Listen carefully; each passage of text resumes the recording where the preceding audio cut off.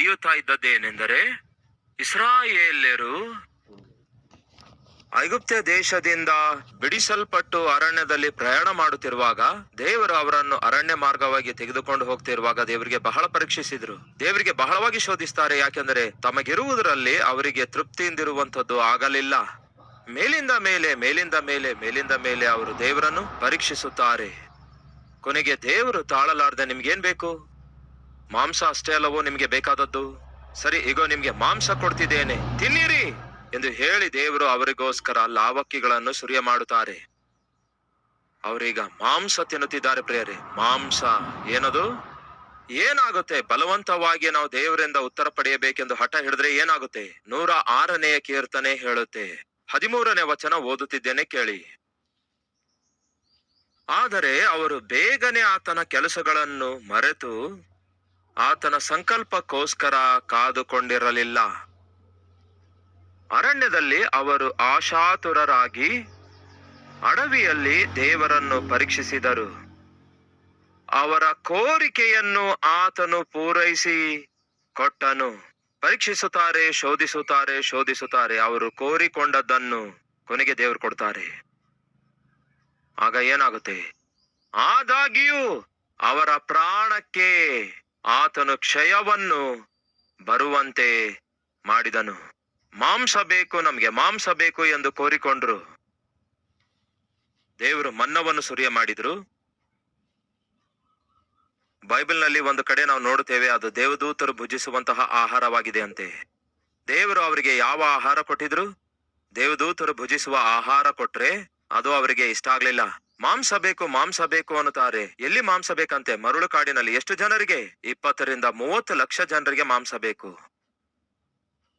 ಸಾಧಾರಣವಾಗಿ ಬಹಳ ಕಷ್ಟಪಟ್ಟು ದುಡಿಯುವಂತಹ ಕುಟುಂಬದಲ್ಲಿ ವಾರಕ್ಕೊಂದು ಸಾರಿ ಒಂದು ಅರ್ಧ ಕೆಜಿ ಮಾಂಸ ತಂದುಕೊಂಡು ತಿನ್ನುತ್ತಾರೆ.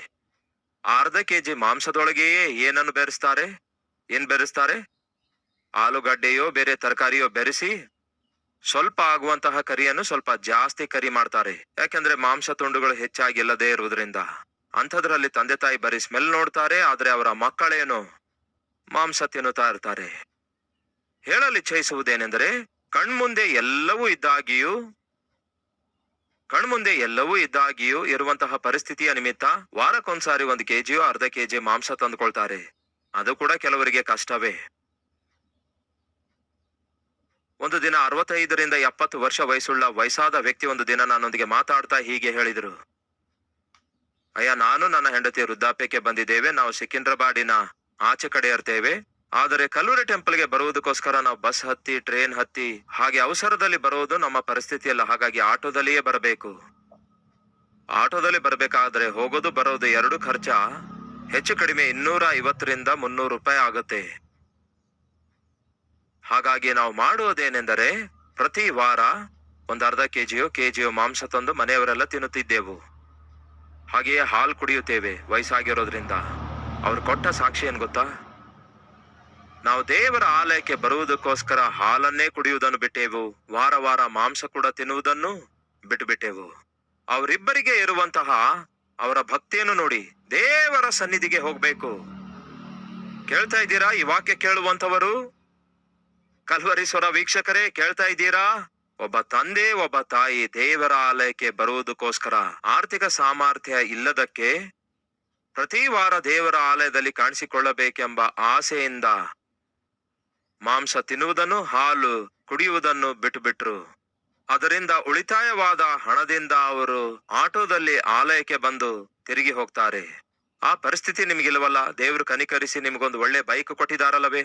ಒಳ್ಳೆ ವಾಹನ ಕೊಟ್ಟಿದಾರಲ್ಲವೇ? ಒಳ್ಳೆ ಮನೆ ಕೊಟ್ಟಿದಾರಲ್ಲವೇ? ಆದರೂ ಸಹ ದೇವರ ಆಲಯಕ್ಕೆ ಬರುವ ಮನಸ್ಸು ಮಾತ್ರ ನಿಮಗಿಲ್ಲ. ಒಂದು ಸಾರಿ ನಮ್ಮ ಹೃದಯ ಪರಿಶೀಲಿಸಿಕೊಳ್ಳೋಣ ಪ್ರಿಯರೇ, ಪರಿಶೋಧಿಸಿಕೊಳ್ಳೋಣ. ಅದು ಮರಳು ಕಾಡಾಗಿತ್ತು, ಪೂರ್ತಿಯಾಗಿ ಮರಳು ಕಾಡು. ಆ ಮರಳು ಕಾಡಿನಲ್ಲಿ ಇಸ್ರಾಯೇಲರಿಗೆ ಏನ್ ಬೇಕಂತೆ? ಮಾಂಸ ಬೇಕಂತೆ. ಎಲ್ಲಿಂದ ಬರುತ್ತೆ ಪ್ರಿಯರೇ ಮಾಂಸ? ಈಗ ತಾನೇ ನಾನು ಹೇಳಿದ್ದೇನಲ್ಲವೇ, ಮನೆಯಲ್ಲಿ 2-3 ಮಕ್ಕಳು ಇರ್ತಾರೆ, ಗಂಡ ಹೆಂಡತಿ ಇರ್ತಾರೆ. ಅವರೆಲ್ಲರಿಗೆ ಅರ್ಧ ಕೆಜಿ ಮಾಂಸ ತರ್ತಾರೆ. ಆದರೆ 20-30 ಲಕ್ಷದಷ್ಟು ಜನರಿಗೆ ಮಾಂಸ ಎಲ್ಲಿಂದ ತರಬೇಕು ಪ್ರಿಯರೇ? ಹೇಗೆ ಬರುತ್ತೆ ಹೇಳ್ರಿ? ಆದರೂ ಸಹ ಅರ್ಥವಿಲ್ಲದ ಆಲೋಚನೆ, ಅರ್ಥವಿಲ್ಲದಂತಹ ಕೋರಿಕೆ ಅವರಿಗಿತ್ತು. ಈ ದಿನ ನಮ್ಮಲ್ಲಿಯೂ ಅಂಥವರಿದ್ದಾರೆ. ನಿಮಗೆ ಸಿಗುವ ಸಂಬಳ ಎಷ್ಟೆಂದು ಗೊತ್ತು, ಆದ್ರೆ ಕೋರಿಕೆಗೆ ಮಾತ್ರ ಕಂಟ್ರೋಲ್ ಇಲ್ವೇ ಇಲ್ವಲ್ಲ. ತಮ್ಮ ತಂಗಿಯಂದಿರೆ ಕೇಳ್ತಾ ಇದ್ರೆ ನಿಮ್ಮ ತಂದೆಗೆ ಇಲ್ಲವೇ ನಿಮ್ಮ ತಾಯಿಗೆ ಸಿಗುವಂತಹ ಸಂಬಳ ಎಷ್ಟೆಂಬುದಾಗಿ ನಿಮಗೆ ಚೆನ್ನಾಗಿ ಗೊತ್ತು, ಅವರ ಸ್ಯಾಲರಿ ಎಷ್ಟೆಂದು ನಿಮಗೆ ಗೊತ್ತು. ಆದ್ರೂ ಸಹ ನಿಮ್ಮ ಕೋರಿಕೆಗಳು ಕಂಟ್ರೋಲ್ ನಲ್ಲಿ ಇರೋದಿಲ್ವಲ್ಲ. ನನಗೆ ಬೈಕ್ ಬೇಕಂದ್ರೆ ಬೇಕು ಅಂದಾಗ ಆಯ್ತು ಸರಿ ಮಗನೇ, 15,000 ಕೊಟ್ಟು ಒಂದು ಸೆಕೆಂಡ್ ಹ್ಯಾಂಡ್ ಕೊಡಿಸ್ತೇನೆ ಅಂದ್ರೆ ಸೆಕೆಂಡ್ ಹ್ಯಾಂಡ್ ಬೈಕ್ ಬೇಡ. ಮತ್ ಯಾವ ಬೇಕು? 1,00,000 ರೂಪಾಯಿ ಬೈಕೇ ಬೇಕು. ಯಾಕೆ ಅದೇ ಬೇಕು? ನನ್ನ ಫ್ರೆಂಡ್ ಅದನ್ನೇ ಕೊಂಡ್ಕೊಂಡಿದ್ದಾನೆ. ಇದು ಯಾವ ಕಾಲ ಹೇಳಿ?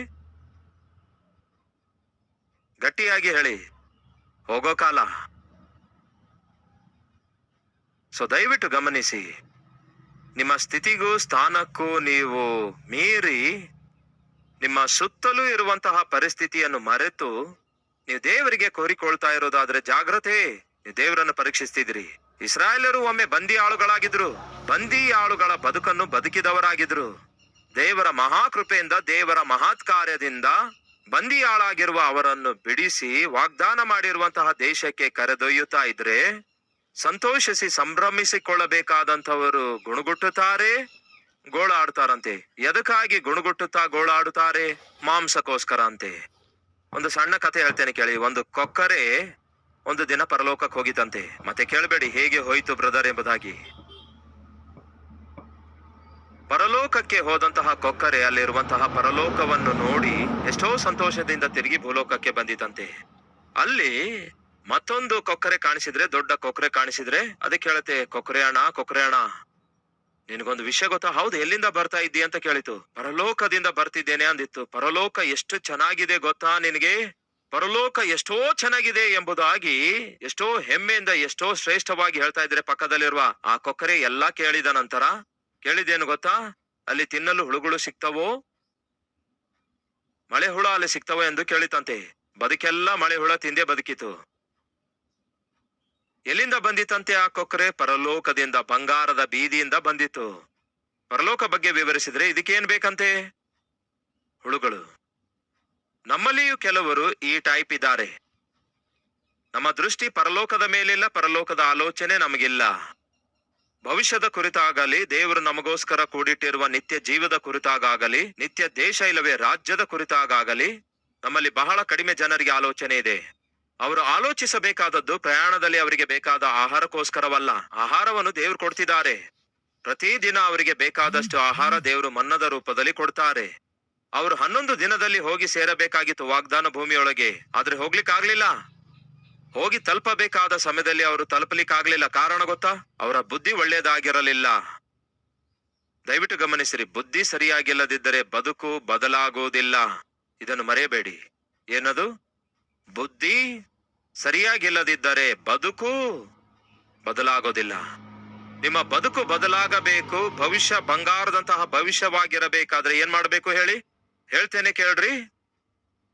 ಬುದ್ಧಿ ಸರಿಯಾಗಿ ಇರಬೇಕು. ಈಗ ಈ ಮಾತನ್ನು ನನ್ನ ಹಿಂದೆ ಹೇಳುವಿರಾ? ನನ್ನ ಬದುಕು, ನನ್ನ ಭವಿಷ್ಯ ಚೆನ್ನಾಗಿರಬೇಕಾದರೆ ನನ್ನ ಬುದ್ಧಿ ಚೆನ್ನಾಗಿರಬೇಕು. ಈಗ ಅರ್ಥವಾಯ್ತಾ? ನಿಮ್ಮ ಬುದ್ಧಿ ಚೆನ್ನಾಗಿರೋದಾದ್ರೆ ನಿಮ್ಮ ಬದುಕು ಚೆನ್ನಾಗಿರುತ್ತೆ, ನಿಮ್ಮ ಭವಿಷ್ಯ ಕೂಡ ಚೆನ್ನಾಗಿರುತ್ತೆ. ನಿಮ್ಮ ಬುದ್ಧಿ ಸರಿಯಾಗಿಲ್ಲದಿದ್ರೆ ನಿಮ್ಮ ಬದುಕು ಸರಿಯಾಗಿರೋದಿಲ್ಲ, ನಿಮ್ಮ ಭವಿಷ್ಯ ಚೆನ್ನಾಗಿರಲ್ಲ.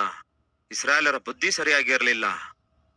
ಬಂದಿ ಆಳುಗಳಾಗಿರುವ ನಮ್ಮನ್ನು ದೇವರು ಬಿಡಿಸಿ ಬಂಗಾರದಂತಹ ಭವಿಷ್ಯ ಕೊಡುತ್ತಿರುವಾಗ, ಹಾಲು ಜೇನು ಹರಿಯುವಂತಹ ದೇಶವನ್ನೇ ನಮಗೋಸ್ಕರ ಸಿದ್ಧ ಮಾಡಿಟ್ಟಿರುವಾಗ ಅದರ ಮೇಲೆ ಮನಸ್ಸಿಡಲಾರದಂತೆ ಏನಿದು ಕೆಲಸಕ್ಕೆ ಬಾರದ ಆಲೋಚನೆಗಳು? ಬೇಕಾಗಿರೋದು ಕೇವಲ ಆಲೂಗಡ್ಡೆಗಳು, ಬೇಕಾಗಿರೋದು ಕೇವಲ ಈರುಳ್ಳಿಗಳು, ಸೌತೆಕಾಯಿಗಳು, ಹೀರೆಕಾಯಿಗಳು. ಇವುಗಳನ್ನು ನಾವು ಕೋರಿಕೊಳ್ಳಬೇಕಾದದ್ದು. ಮೂರ್ಖರು ಪ್ರಿಯರೇ, ಅವರು ಮೂರ್ಖರು. ಅದಕ್ಕೆ ಬೈಬಲ್ನಲ್ಲಿ ಒಂದು ಮಾತಿದೆ. ಕೊಲೊಸೆ ಅವರಿಗೆ ಬರೆದ ಪತ್ರಿಕೆ 3ನೇ ಅಧ್ಯಾಯ 1ನೇ ವಚನ, ನೀವು ಕ್ರಿಸ್ತನೊಂದಿಗೆ ಎಬ್ಬಿಸಲ್ಪಟ್ಟಿರುವುದರಿಂದ ಮೇಲಿರುವವುಗಳನ್ನೇ ಹುಡುಕಿರಿ. ಅಲ್ಲಿ ಕ್ರಿಸ್ತನು ದೇವರ ಬಲಗಡೆಯಲ್ಲಿ ಆಸೀನರುಡನಾಗಿ ಇದ್ದಾನೆ. ಮೇಲಿರುವವುಗಳ ಮೇಲೆ ಮನಸ್ಸಿಡಿರಿ, ಭೂ ಸಂಬಂಧವಾದವುಗಳ ಮೇಲೆ ಮನಸ್ಸು ಇಡಲೇಬೇಡಿರಿ. ಯಾಕೆಂದರೆ ನೀವು ಸತ್ತಿದ್ದೀರಲ್ಲ, ನಿಮ್ಮ ಜೀವವು ಕ್ರಿಸ್ತನೊಂದಿಗೆ ದೇವರಲ್ಲಿ ಮರೆಯಾಗಿ ಇಟ್ಟದೆ. ಯಾಕೆಂದರೆ ನೀವು ಸತ್ತೀರಲ್ಲ. ಏನಂತೆ? ನೀವು ಸತ್ತೀರಲ್ಲ. ಇದೇನು ಪ್ರಿಯರೇ ಹೊಸ ಭಾಷೆ? ನಾನು ಬದುಕಿದ್ದೇನಲ್ಲವೇ ಅನ್ನಬಹುದು. ದಯವಿಟ್ಟು ಗಮನಿಸಿ. ಒಮ್ಮೆ ಪಾಪಿಷ್ಠನಾಗಿದ್ರಿ, ಒಮ್ಮೆ ಕುಡುಕನಾಗಿದ್ರಿ, ಒಮ್ಮೆ ನೀವು ದುರ್ಮಾರ್ಗಿ ಆಗಿದ್ರಿ, ದುಷ್ಟನಾಗಿದ್ರಿ, ಒಮ್ಮೆ ನೀವು ಸುಳ್ಳುಗಾರನಾಗಿದ್ರಿ.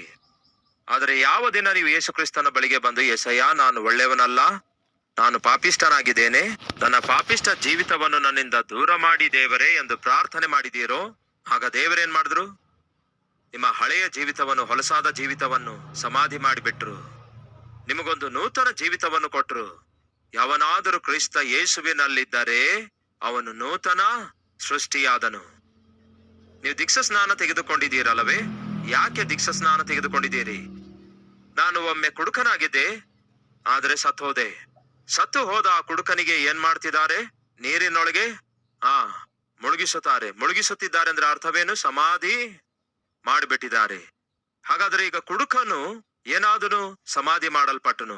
ಈಗ ನೀರಿನೊಳಗಿಂದ ಹೊರಗೆ ಬರ್ತಿದ್ದಾನೆ. ಯಾರು ಬರ್ತಿದ್ದಾರೆ? ಒಬ್ಬ ನೂತನ ವ್ಯಕ್ತಿ ಹೊರಗೆ ಬರ್ತಿದ್ದಾನೆ. ದೀಕ್ಷಾ ಸ್ನಾನ ಅಂದ್ರೆ ಹಳೆಯ ಹೊಲಸಾದ ಜೀವಿತವುಳ್ಳ ವ್ಯಕ್ತಿಯನ್ನು ಸಮಾಧಿ ಮಾಡೋದು. ಆ ವ್ಯಕ್ತಿ ಸತ್ತಿದ್ದಾನೆ, ಅವನನ್ನು ನೀರಿನೊಳಗೆ ಸಮಾಧಿ ಮಾಡುವಂತದ್ದಾಗಿದೆ. ಈಗ ನೀರಿನೊಳಗಿಂದ ಅವನು ಹೊರಗೆ ಬರ್ತಾನೆ. ಹೇಗೆ ಬರುತ್ತಾನೆಂದು ಬೈಬಲ್ ನಲ್ಲಿದೆ. ರೋಮಪುರದವರಿಗೆ ಬರೆದ ಪತ್ರಿಕೆ 6ನೇ ಅಧ್ಯಾಯ 2ನೇ ವಚನ 3ನೇ ವಚನ.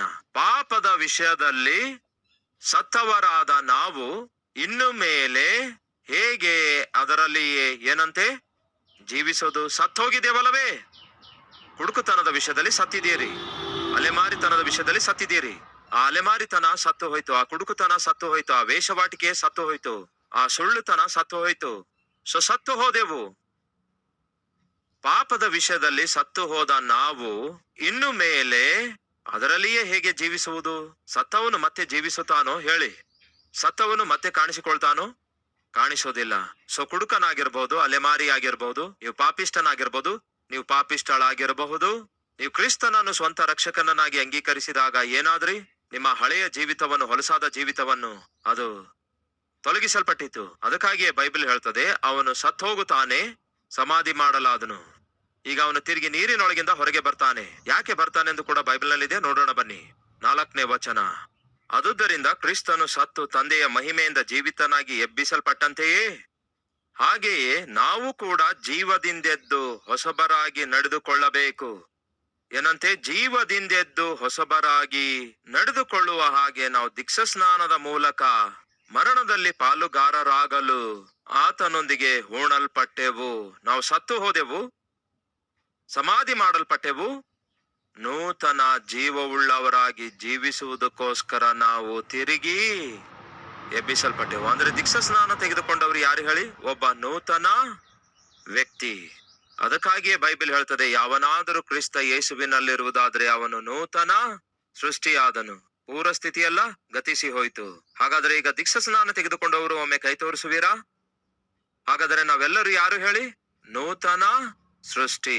ಪೂರ್ವ ಸ್ಥಿತಿಯೆಲ್ಲ ಗತಿಸಿ ಹೋಯ್ತು. ನೀರಿನಿಂದ ಹೊರಗೆ ಬರುವಾಗ ಹೇಗೆ ಹೊರಗೆ ಬರುವವರಾಗಿರ್ತೇವೆ? ನೂತನ ಜೀವವುಳ್ಳವರಾಗಿ ದೇವರಿಗೋಸ್ಕರ ಜೀವಿಸುವುದಕ್ಕಾಗಿ ನಾವು ಹೊರಗೆ ಬರ್ತೇವೆ. ರೈಟ್? ಅದನ್ನೇ ಬೈಬಲ್ ಹೇಳುತ್ತೆ. ಏನೆಂದು? ನೀವು ಕ್ರಿಸ್ತನೊಂದಿಗೆ ಮರಣ ಹೊಂದಿರುವುದಾದರೆ ಭೂ ಸಂಬಂಧವಾದವುಗಳನ್ನು ಹುಡುಕಬೇಡಿರಿ, ಆದರೆ ಪರಲೋಕದಲ್ಲಿರುವವುಗಳನ್ನೇ ಹುಡುಕಿರಿ. ಅಂದರೆ ನೀವು ಪಾಪದ ವಿಷಯದಲ್ಲಿ ಸತ್ತವರಾಗಿದ್ದೀರಿ, ನಿತ್ಯ ಜೀವಕ್ಕೆ ವಾರಸುದಾರರಾಗಿ ನೀವು ಎದ್ದು ಜೀವಿಸುತ್ತಾ ಇದ್ದೀರಿ. ನಿಮ್ಮ ಜೀವವು ದೇವರಲ್ಲಿ ಮರೆಯಾಗಿಡಲ್ಪಟ್ಟಿದೆ. ನಾವು ಭೂಲೋಕಕ್ಕೆ ಸಂಬಂಧಪಟ್ಟವರಲ್ಲ, ಪರಲೋಕಕ್ಕೆ ಸಂಬಂಧಪಟ್ಟವರಾಗಿದ್ದೇವೆ ಎಂದು ಬೈಬಲ್ ಹೇಳ್ತದೆ. ನಾವು ಎಲ್ಲಿ ಇರುವಂತವರಾಗಿದ್ದೇವೆ? ಇಲ್ಲಿಯೋ ಅಲ್ಲಿಯೋ? ಏನಂತೀರಿ? ನಾವ್ ಎಲ್ಲಿ ಇರ್ಲಿಕ್ಕಿದ್ದೇವೋ ಅಲ್ಲಿ ಇರ್ಲಿಕ್ಕಿದ್ದೇವೋ? ಅಲ್ಲಿ ಇರ್ಲಿಕ್ಕಿದ್ದೇವೆ ಅನ್ನುವಂಥವ್ರು ಕೈ ತೋರಿಸುವಿರಾ? ರೈಟ್. ನೀವು ಒಂದು ಲಾಡ್ಜ್ ನಲ್ಲಿ 2 days ಉಳ್ಕೊಳ್ಳುವುದಕ್ಕಾಗಿ ಒಂದು ನಿರ್ಣಯ ತೆಗೆದುಕೊಂಡಿದ್ದೀರಿ ಅಂದ್ಕೊಳ್ಳಿ. 2 days ಉಳ್ಕೊಳ್ಳುವ ನಿರ್ಣಯ ತೆಗೆದುಕೊಂಡಿದ್ದೀರಿ ಅಂದ್ಕೊಳ್ಳಿ. ಆಗ ನೀವೇನ್ ಮಾಡ್ತೀರಿ ಹೇಳಿ? ಆ ಲಾಡ್ಜ್ ಪೂರ್ತಿ ಸೆಟ್ ಮಾಡ್ತೀರೋ? ಇಲ್ಲಿ ಟಿವಿ ಇಡ್ತೇನೆ, ಇಲ್ಲಿ ಫ್ರಿಡ್ಜ್ ಇಡ್ತೇನೆ, ಇಲ್ಲಿ ಸೋಫಾ ಇಟ್ಕೊಳ್ತೇನೆ ಅಂತ ಅಂದ್ಕೊಂಡು ಆ 2 daysಗೋಸ್ಕರ ರೂಮ್ ಎಲ್ಲ ನೀವು ಸೆಟ್ ಮಾಡ್ತೀರೋ? ಸೆಟ್ ಮಾಡಲ್ಲ. ಏನ್ ಮಾಡ್ತೀರಿ? ಬಹಳ ಸಿಂಪಲ್ ಆಗಿ 1 ಜೊತೆಯೋ 2 ಜೊತೆಯೋ ಬಟ್ಟೆ ತಕೊಂಡು ಹೋಗಿ ಹಲ್ಲುಜ್ಜುವುದಕ್ಕೆ ಪೇಸ್ಟು, ಟೂತ್ ಬ್ರಷ್ ಬೇಕಾದಷ್ಟು ಮಾತ್ರ ಇಟ್ಕೊಂಡು ಹೋಗ್ತೀರಿ. ಅಂದ್ರೆ ಇಲ್ಲಿ ನಾನು ಹೆಚ್ಚು ಕಾಲ ವಾಸಿಸುವ ಅವಕಾಶ ಇಲ್ಲ. ಒಂದು 2 days 3 days ಅಷ್ಟೇ. ಆದರೆ ನೀವು ಹೌಸ್ ಎಲ್ಲ ಶಿಫ್ಟ್ ಮಾಡ್ತಾ ಇದ್ದೀರಿ ಅಂದ್ಕೊಳ್ಳಿ, ಬೇರೆ ಸ್ಥಳಕ್ಕೆ ಹೋಗಿ ಹೆಚ್ಚು ಕಾಲ ಉಳ್ಕೊಳ್ಳಲು ಶಿಫ್ಟ್ ಮಾಡ್ತಾ ಇದ್ದೀರಿ ಅಂದ್ಕೊಳ್ಳಿ. ಅವಾಗ ಏನ್ ಮಾಡ್ತೀರಿ? ನಿಮ್ಮೊಂದಿಗೆ ಎಲ್ಲ ತಕೊಂಡು ಹೋಗುವ ಪ್ರಯತ್ನ ಮಾಡ್ತೀರಿ. ಹೌದು, ಬಹಳವಾಗಿ ಶೋಧಿಸಿದ್ರು. ದೇವರು ನಮ್ಮನ್ನು ಲಕ್ಷಿಸುತ್ತಾ ಇಲ್ಲ. ದೇವರು ನಿಜವಾಗ್ಲೂ ನಮ್ಮನ್ನು ಪ್ರೀತಿಸ್ತಾ ಇಲ್ಲ. ಪ್ರೀತಿಸಿದ್ರೆ ನಮ್ಗೆ ಆಹಾರ ಕೊಡಬಹುದಲ್ಲವೇ, ಮಾಂಸ ಕೊಡಬಹುದಲ್ಲವೇ ಎಂದು ಹೀಗೆ ದೇವರಿಗೆ ಬಹಳವಾಗಿ ಶೋಧಿಸ್ತಾರೆ. ಹಾಗಾಗಿ ದೇವರು ಮಾಡಿದ್ದೇನೆಂದ್ರೆ, ಅಯ್ಯೋ ಪ್ರಜೆಗಳೇ, ನಾನು ನಿಮ್ಮನ್ನು ಪ್ರೀತಿಸ್ತಾ ಇದ್ದೇನೆ, ಅದಕ್ಕಾಗಿಯೇ ಅದ್ಭುತವಾದ ವಾಗ್ದಾನ ಭೂಮಿ ಸಿದ್ಧ ಮಾಡಿಟ್ಟಿದ್ದೇನೆ. ಹಾಲು ಜೇನು ಹರಿಯುವಂತಹ ವಾಗ್ದಾನದ ಭೂಮಿಯನ್ನು ನಿಮಗಾಗಿ ಸಿದ್ಧ ಮಾಡಿಟ್ಟಿದ್ದೇನೆ. ಅದೊಂದು ವಾಗ್ದಾನದ ಭೂಮಿಯಾಗಿ ಸಿದ್ಧವಾಗಿಟ್ಟಿದ್ದೇನೆ. ಅದರ ಬಗ್ಗೆ ಆಲೋಚಿಸಿರಿ, ಅದನ್ನು ಸ್ವಾಧೀನ ಮಾಡಿಕೊಳ್ಳುವುದಕ್ಕಾಗಿ ಪ್ರಯಾಸ ಪಡೆಯಿರಿ, ತವಕಿಸಿರಿ.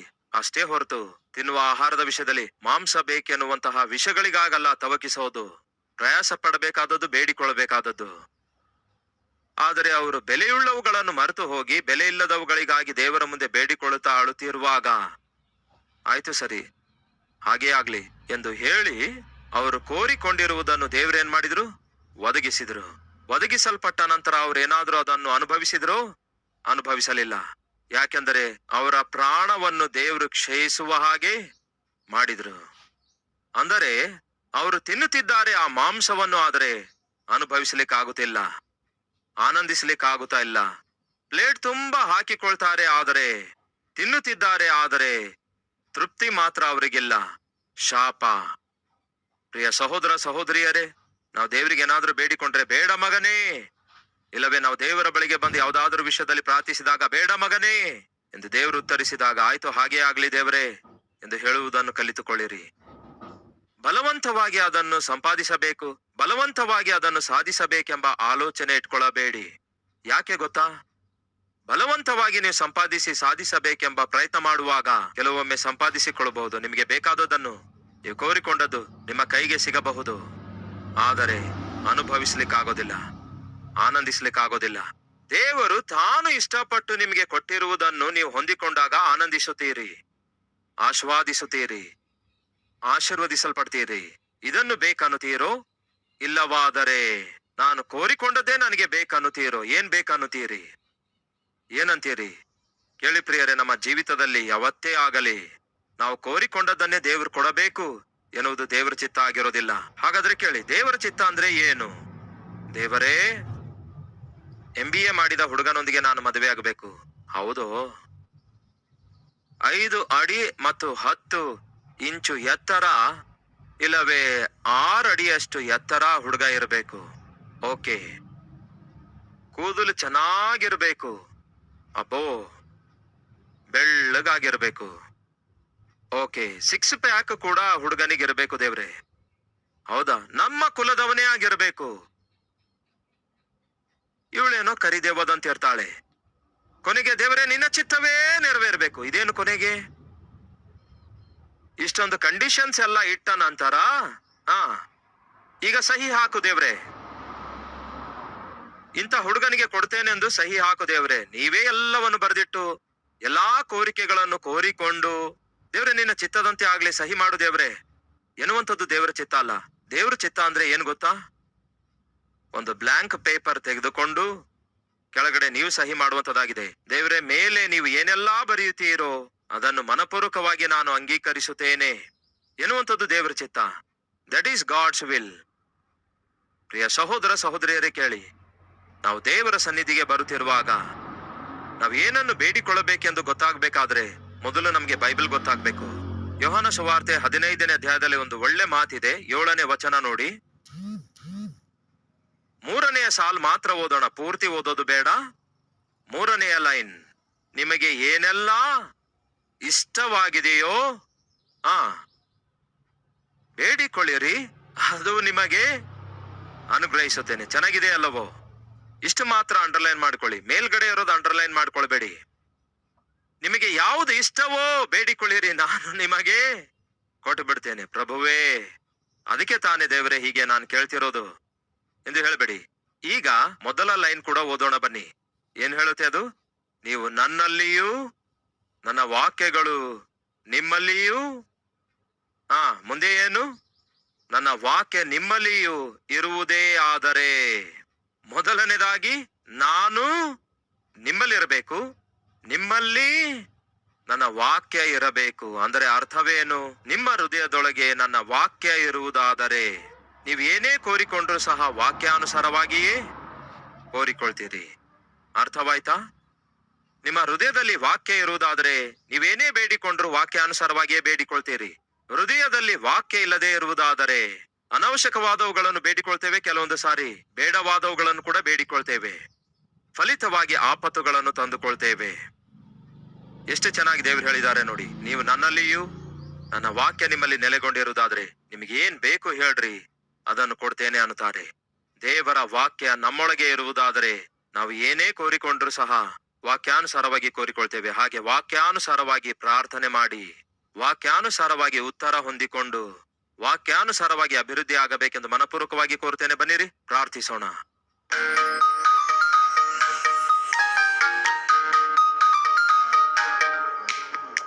ಮಹಾಪರಿಶುದ್ಧನಾದಂತಹ ಪ್ರೀತಿಯುಳ್ಳ ತಂದೆಯೇ, ಅಯ್ಯ ಏಸಯ್ಯ, ನಮ್ಮ ಬಲಹೀನತೆ ಏನೆಂದು, ನಮ್ಮ ಲೋಪಗಳೇನೆಂದು ನಮಗಿಂತಲೂ ಚೆನ್ನಾಗಿ ನಿಮಗೇ ಗೊತ್ತಿವೆ ದೇವರೇ.